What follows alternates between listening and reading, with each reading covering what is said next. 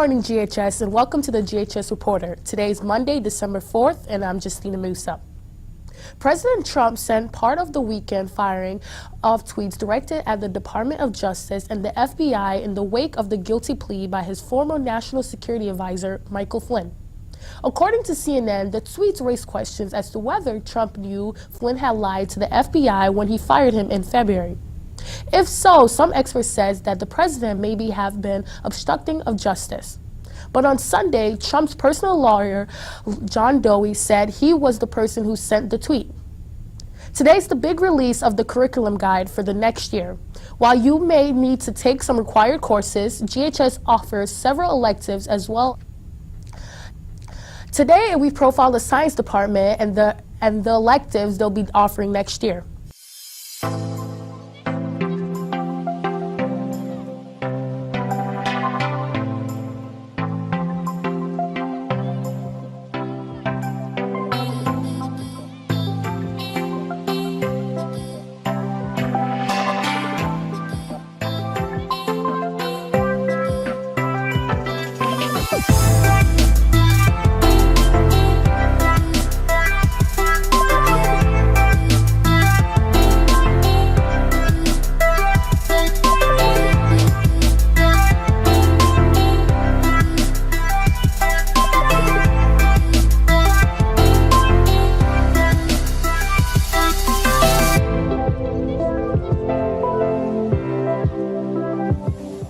Which one of these restriction enzymes is the most effective?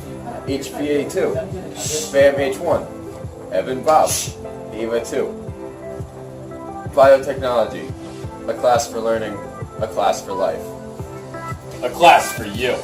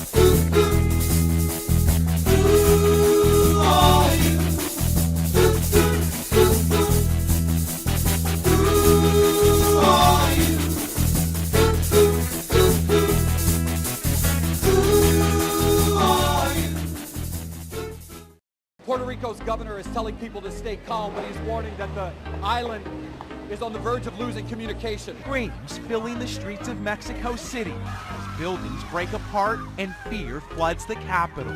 Fires in Anaheim have lit up skies over Walt Disneyland. Hurricane-force winds pushed the flames so fast, firefighters couldn't keep up. A tsunami 23 feet high, sweeping away everything in its path, and massive debris fields surging across villages hit by a wall of water.